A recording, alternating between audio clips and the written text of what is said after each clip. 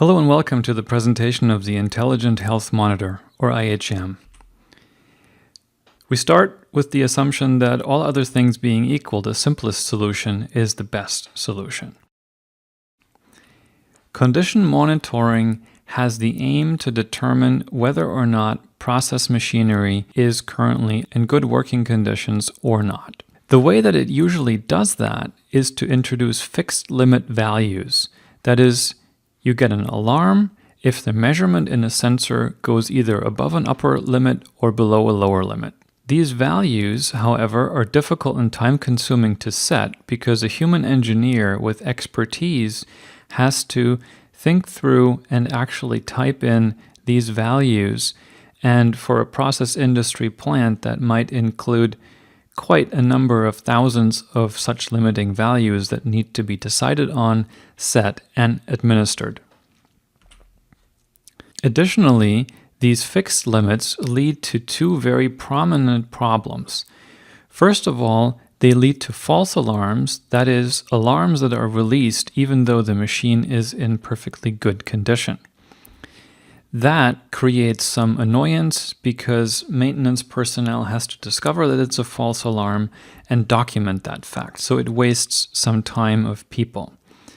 The much more dangerous side effects, however, is the missing alarm, where there are unhealthy conditions in the equipment that do not get alarmed at all.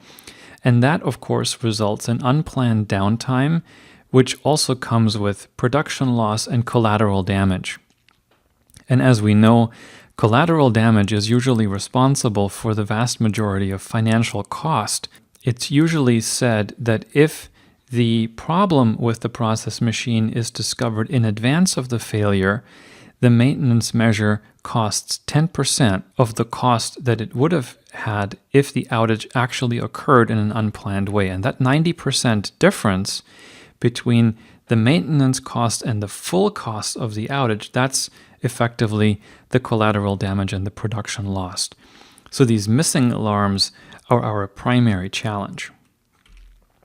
The way to circumvent both problems is the major insight that we have had in generating the IHM product, and that is that the limiting values must not be static, but must adapt to the changing situation, and that situation is not due to the single measurement in itself, but it is due to the totality of all the measurements that are present on a machine. So a rotating machinery like a gas turbine might have several hundred sensors installed, and we need to look at all of them in unison to really determine whether or not the equipment is in good working order. And by producing these dynamic limits that adjust to the current condition, we can prevent both false alarms and missing alarms. Additionally, the human effort is significantly reduced because we no longer need to decide on, set, and document static limits, but rather we do it by computational means.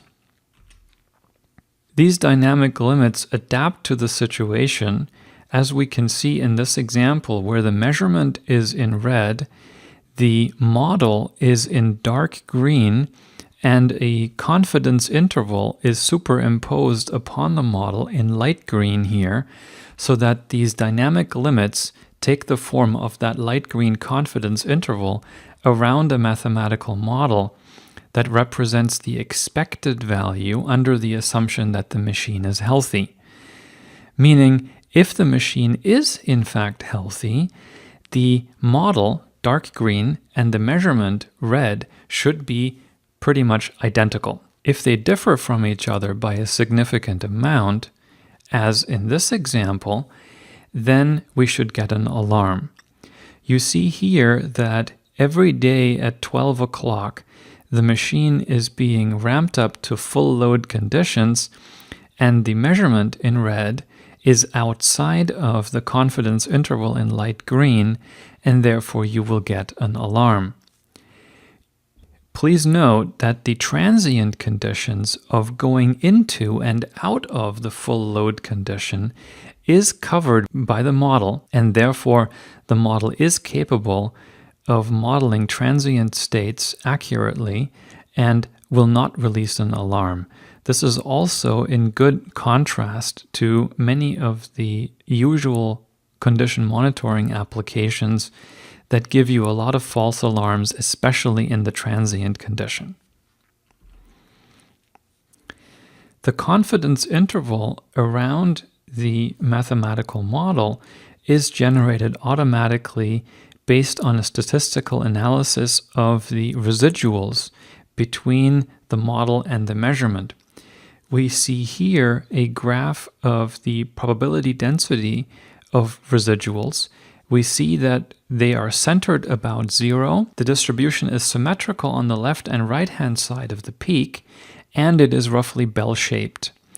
That's what we would hope for from a mathematical model. The fact that it's symmetric left and right means that there is no bias in the model.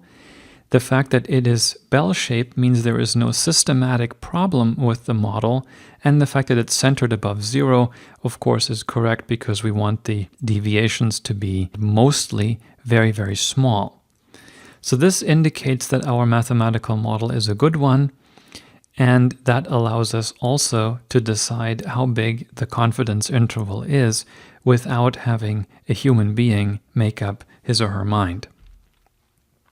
We get alarms when the equipment is unhealthy. This entire process works because a machine obeys the laws of nature, and those laws are constant and don't change over time.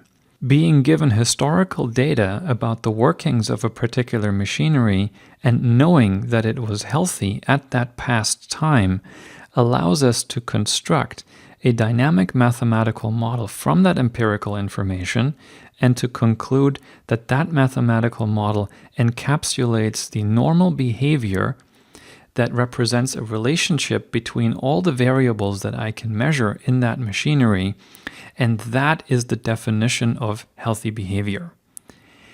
If my behavior today no longer satisfies the patterns of the past healthy behavior, and therefore I observe a deviation between the mathematical model and the current measurement, then that shows that this past relationship is no longer holding, and therefore the machine is currently not healthy, and that deviation can then be alarmed. Depending on the severity of that deviation, I can come up with an indication of how sick the machine is.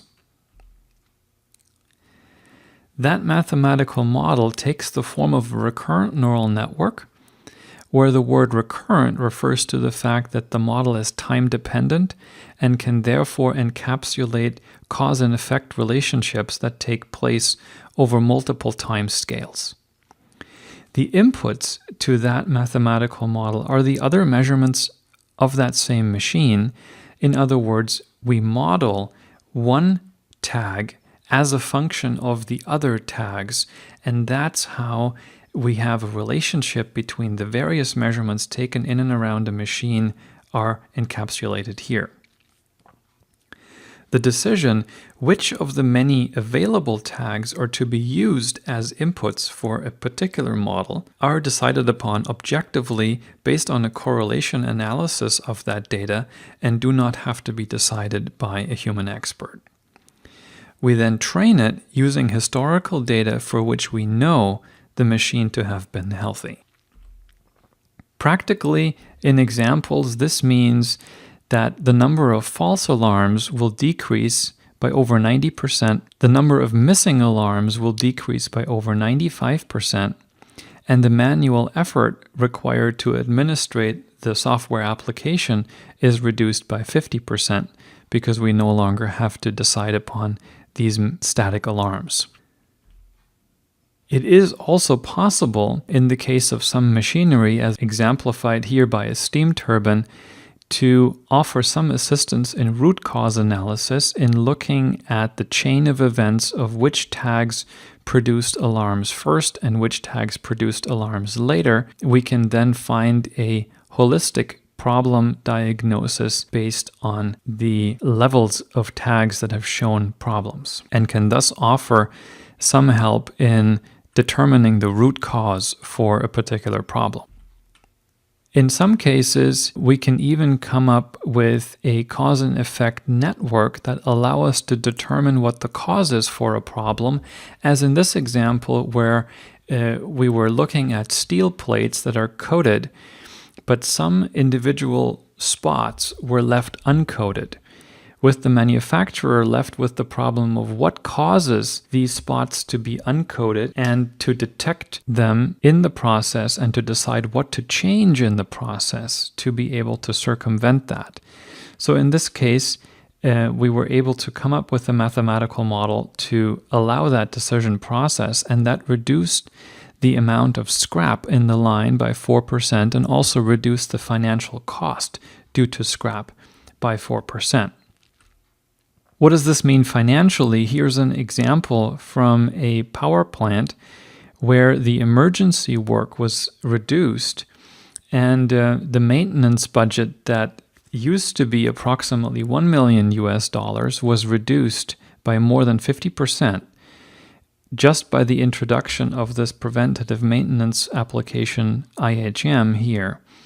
We can see in the diagram that in 2014, here the budget month on month was still in the hundreds of thousands of US dollars, and it then gradually reduced to less than $50,000 per month in 2016, as slowly the IHM application was adopted by the organization.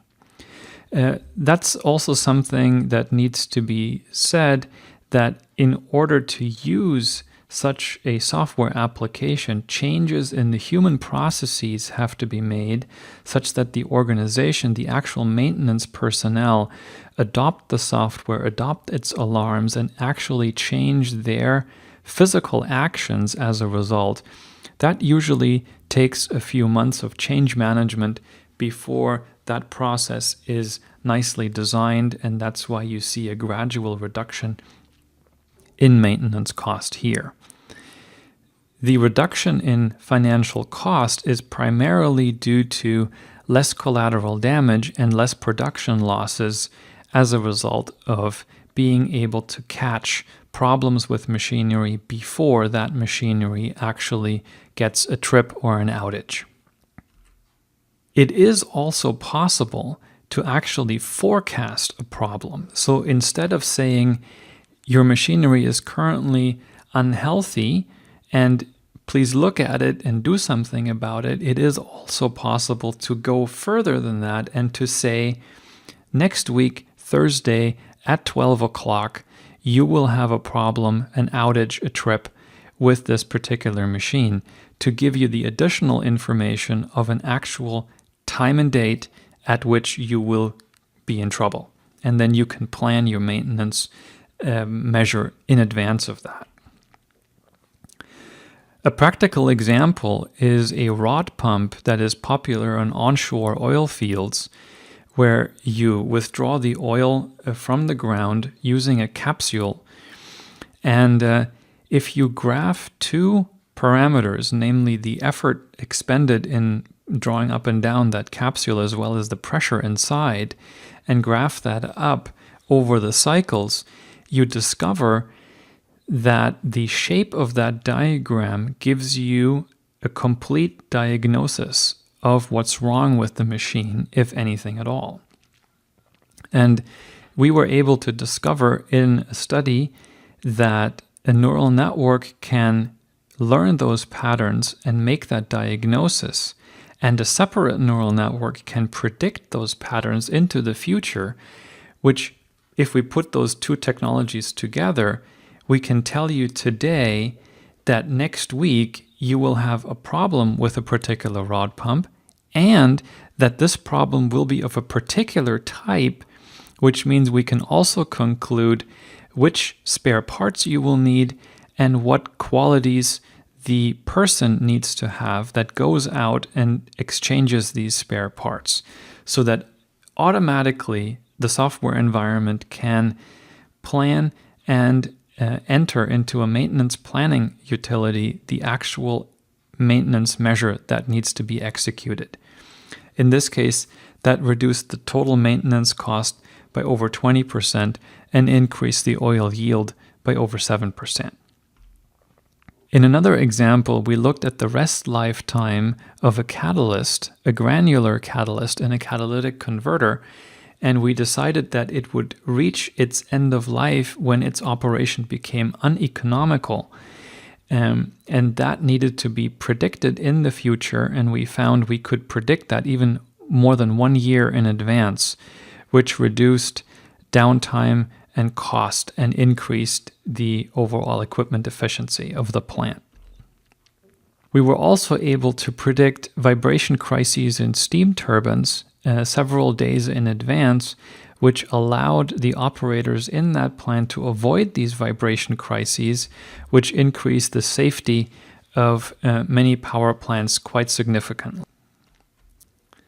In summary, the IHM, or Intelligent Health Monitor, improves standard condition monitoring by introducing a mathematical model that looks at the interaction of all the parameters that we measure in and around a piece of equipment and analyzes them to produce a dynamic limit as opposed to static limits that have been determined by human expertise. This generates alarms that are much more accurate and that reduce the rate of missing alarms and false alarms by over 90%, which will reduce the maintenance cost expenditure, increase availability of equipment, and all of this is done automatically using machine learning and requires much less manual attention. The value of dynamic limits is first and foremost in the reduction of false alarms and missing alarms. Of course, it results in increased reliability of the machinery. It results in less manual work to set up the monitoring tools, and it is capable of supporting you in a root cause analysis of whatever problem might trouble you. We invite you to try out IHM in your plant. You do not need any technical or mathematical expertise because the software is fully automated and will take care of all that for you. The application is very easy to install and can be up and running within a week. You can try out the technology in your plant and make a small proof of concept project together with us to demonstrate the value in your plant. Here's an introduction to the team. I'm Patrick, the guy second from the left-hand side, and I look forward to receiving your questions and comments. And finally, here's our contact information, also with reference to my book, Optimization for Industrial Problems, that will give you the full detail of how we approach these projects, what are the mathematical details behind this, and in it you will find 19 detailed case studies of what we have done for plants just like yours in the past. Thank you very much for your attention.